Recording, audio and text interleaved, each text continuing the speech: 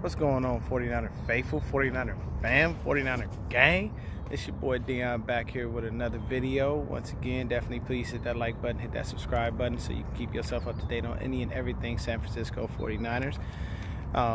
And definitely follow me on Twitter at SwiftD and on Instagram at 49er_Dion. That's 49er_DEON. Definitely go ahead and make sure you hit that so I can, keep you up to date on any and everything 49ers. So, with that being said, we got another video. Let's go ahead and get right into it, man. It's a beautiful day out here, man. I'm just posted waiting for the wife to get off work. You know what I'm saying? And I'm going to go ahead and hit y'all with a couple of gems. So this video is just based on this unfortunate rumor, man, that keeps swirling around the franchise. Does Shanahan trust Jimmy Garoppolo? Is Jimmy Garoppolo truly the quarterback of the future? Womp, womp, womp, womp, womp. Now, when they first ragged on Garoppolo as far as how he did in his first season, what did I do? I came to y'all, I dropped y'all a bunch of gems on the first season for some Hall of Fame quarterbacks. Peyton Manning, Tom Brady, Drew Brees, all of these dudes. So I dropped y'all some gems on there, man. And when I dropped y'all those gems, you know what I'm saying, things went ahead and, they settled. Because I gave y'all the information to show y'all the man's doing better than all of those guys did in their first season. But once again, we're back at it. We've got pundits and commentators and everyone stating, oh, well, we got to make sure, we got to figure out what's going on with Garoppolo. We don't know if Shanahan trusts him. I'm not sure if this is going to be, the quarterback of the future for the 49ers. And because we have Tom Brady as a free agent pretty much, because, he opted out of his contract with the Patriots. So you can't be mad at him for that. You know why? Because the Patriots didn't have anyone that could actually catch the damn ball. And that was the biggest problem. Everybody could drop the ball. They dropped the ball left and right, man. So it's unfortunate. So what happened? Brady said, y'all want to keep dropping the ball. Y'all don't want to give me no help. I'm over here doing everything by myself. Fuck y'all, I'm out. So with that being said, it was said, okay, well, if he drops, we have a chance at him. And everybody start putting the pieces of the puzzle together. He's from California. He's from San Jose. He grew up a 49er fan. All of these things are coming into play. Now, what kills me about this whole situation, honestly, is the fact that even though Brady has, is a lifelong 49ers fan, his hero is Joe Montana, here's the thing. He never came to play for us. Brady had years and years and years in the league, man. You know what I'm saying? I think he's been in the league since 2000, 2001, something like that. And throughout all his contracts, man, he stayed with New England. So why would we want Brady going on 43 at the end of his career? Because everybody figures he could have won us that Super Bowl. So here's the thing. Let me give y'all some numbers and figures because y'all know I'm a stats guy. Let's tell you about a quarterback named Matt Ryan, a.k.a. Matty Ice. He ain't been Matty Ice for a few years now, but that's what they call him. Matt Ryan had 2 years under Kyle Shanahan. Now, his first year, Matt Ryan, 407 completions, 66.3 completion percentage, 4,591 yards, 7.5 yards per throw, 21 TDs, 16 interceptions. He took 30 sacks and he fumbled the ball 8 times. His QB rating was 89.0. So, with that being said, man, that's a little something here. Now, let's go ahead and take a look at Mr. Garoppolo's numbers. So we have 329 completions. We have a 69.1 completion percentage, which is better than Matt Ryan's. We have 3,978 yards. That's less than Ryan, but then again, you got to remember, Ryan had the requisite weapons to be able to have those guys there. He had Julio Jones and Mohamed Sanu, and he had a receiving core that was just ridiculous. So he had the options, you know what I'm saying? So you can't really knock Jimmy G for that because he didn't really have too many options. You know, E-Man Sanders came along later in the season. KB started to come along. Debo was dropping balls early in the season. They weren't using Kittle as much because the run game was so dominant. So there's a variety of things that came into play with that. But then you got yards per throw. So for Jimmy G, 8.4. That's better than Matt Ryan's, almost a full yard more. Next thing, you got 27 TDs and 13 INTs. So that's better than Matt Ryan as well.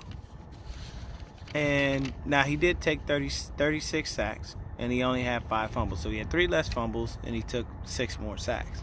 But there were times where Jimmy G, unfortunately, in the pocket would get happy feet, and he'd be dancing around, so busy trying to get rid of the ball that he didn't actually make the right read and get the ball out.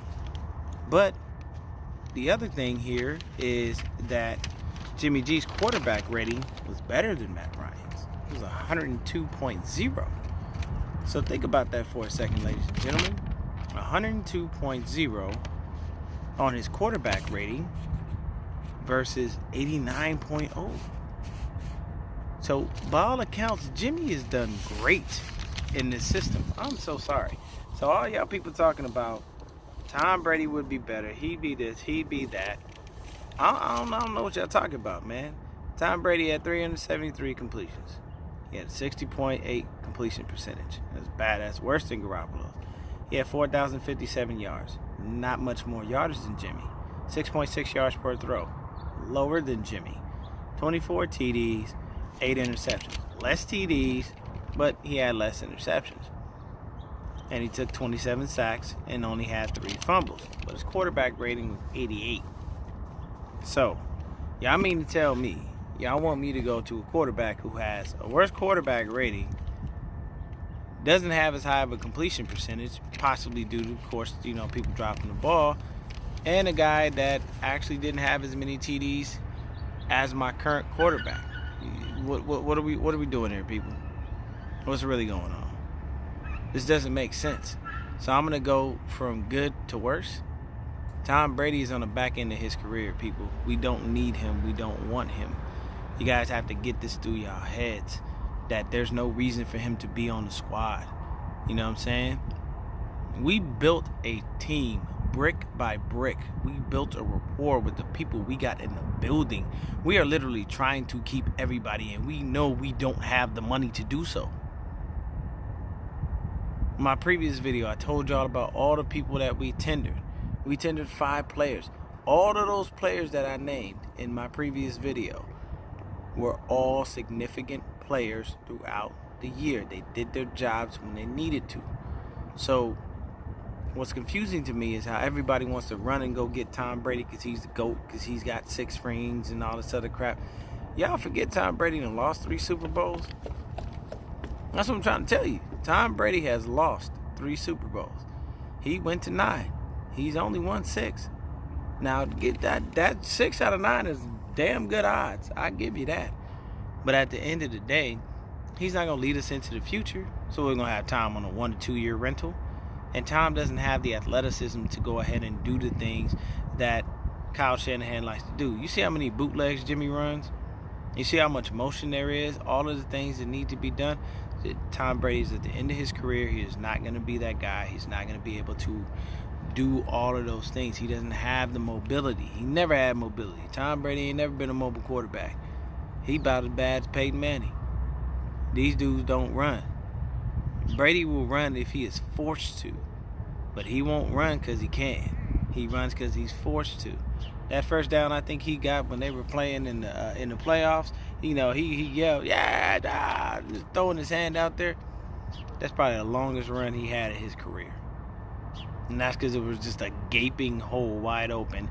And he got to a point where it was like, do I throw the ball and pray that this receiver's going to catch it? Or do I just run and try to go ahead and get as many yards as I possibly can, knowing I'm old and slow? I'm going to take the latter, old and slow. I'm going to go ahead and do what I can. And that's what he did. Now, here's another thing. Let's go to Matt Ryan's second-year numbers. Now, his second-year numbers actually were the best offensive output that he had under Shanahan for his career, arguably. Matt Ryan's second-year numbers. 373 completions. So his completion percentage went down. his completions went down, the number, but 69.8 completion percentage. So he had a 69.8 completion percentage his second year. Jimmy had 69.1 in his first year. Okay? Next thing. 4,994 yards. 9.3 yards per throw. 38 TDs. 7 interceptions. He took more sacks, but he had 3 fumbles. So he lessened the fumbles. The sacks went up. So I'm assuming they may have had some issues with their O-line at that time. His QB rating spiked to 117.1. So the number of completions dropped by 34 from year 1 to year 2, but the completion percentage went up by 3.5%. The total yards went up by 403 yards, and he had less completions. Then yards per throw went up by 1.3. TD to interception ratio dropped drastically. He went up to 38 TDs from 21. That's a 17 touchdown increase. His interception increase dropped by 16. You know what I'm saying? He took more sacks but fumbled less. 7 more sacks, 5 less fumbles. QB rating jumped by 28.1 points up to 117.1. People, the proof is in the pudding. The results are in. Let me tell y'all exactly how this works. Jimmy is here to stay. He's not going anywhere. So everybody continually going, hey man, we need to go ahead and get Tom in here. All these other things that y'all are talking about. It's not going to happen. If Jimmy balloons anywhere near what Matt Ryan did, he's going to have an offensive explosion that you have never seen.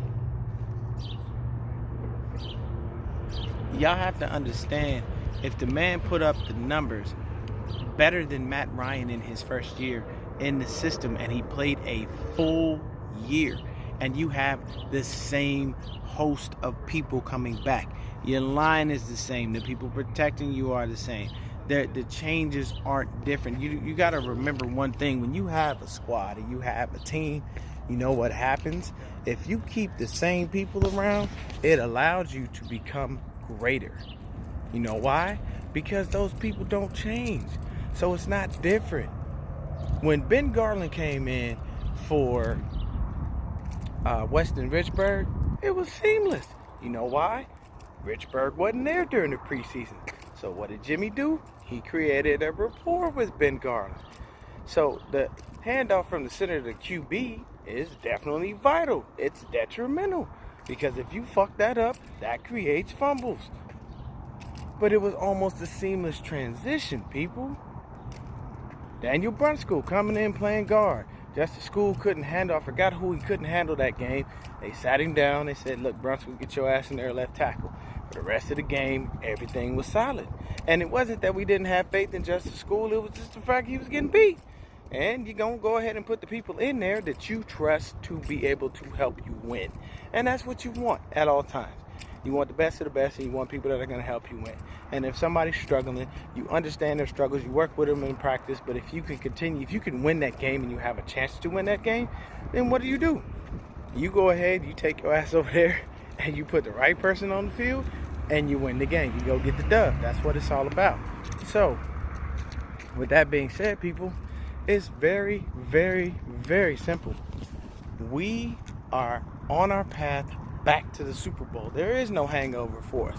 We are not the Los Angeles Rams, where we're going to be scraping and scratching at the end of the season going, damn, man, all right, we just got to get this next W off, and we can possibly make it. No. We tendered 5 players that helped us win. We picked up options for 2 players that helped us win. We're working on a deal for Eric Armstead because he helped us win. Man had 10 sacks, most on the damn squad. Only person that was behind him was Nick Bosa. Then you had DeForest Buckner. But that's the whole point. We have the people to win, so we're not going to wind up losing. And we're doing things to continue to build this team brick by brick and continue to keep this team together and solid. Now, I'm going to tell y'all right now, we will not see Tom Brady in a 49er uniform. I can guarantee you that. I put my word on that. You're not going to see him. You know why? What are we going to do? Trade Jimmy? What are you, stupid? You trade away the future for a right now moment? No, you don't do that. If you mortgage your future for a right now moment, that means you are going to be picking in the top 10 here within the next 1 to 2 years. To be able to draft another quarterback that's going to go ahead and be able to, fill Tom Brady's shoes. And that's just it's pointless. It's preposterous that these people are putting this out there. Jeff Wilson Jr. called it ludicrous. Everybody else on the squad is like, bro, it's not a slight to Tom Brady. There's no disrespect to him. But at this point in his career, bro, we don't need you. It's too late. We basically took your backup because we knew you taught him everything that you knew. We knew that Belichick coached him up right. We knew when he came, he had the pedigree of a winner, because that's what the Patriots are, and we can respect that.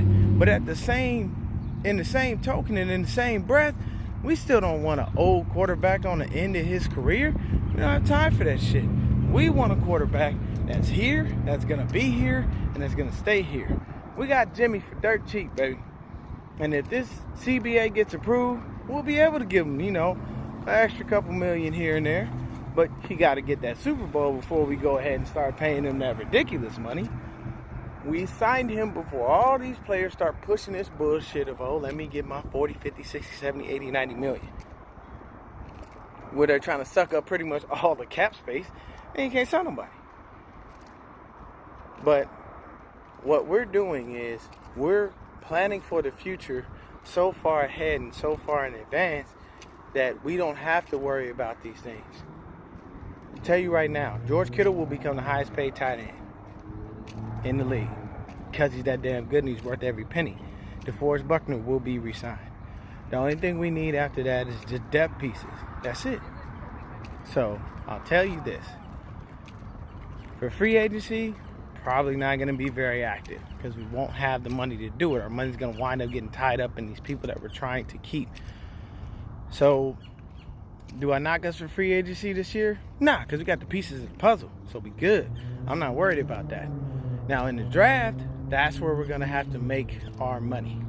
But either way, y'all stay faithful, y'all stay blessed. I know this has been a little bit of a longer video than anticipated, but I just wanted to kill these stupid-ass rumors, man. We ain't got no time to be over here playing with these people. Let's just stop it. Let's just knock it off. There is no Tom Brady to the 49ers. It's not going to happen. It won't happen. As much as people keep talking about it, you're not going to speak this into existence. We're not dumb enough to mortgage the future on something for 5 minutes that we're going to have and possibly, maybe win the Super Bowl. But you're going to have Tom Brady coming in learning a whole new system, or you're going to have Shanahan curve his system to fit what Tom Brady's skill set currently is. And we're supposed to magically go out and win the Super Bowl and then go ahead and say, okay, well, next year it's going to be hard for us to get a good quarterback because possibly if we supposedly are going to win the Super Bowl, what are we going to do? We're going to wind up picking 31st or 32nd because we were that damn good. That's dumb. The whole logic behind this doesn't make any fucking sense.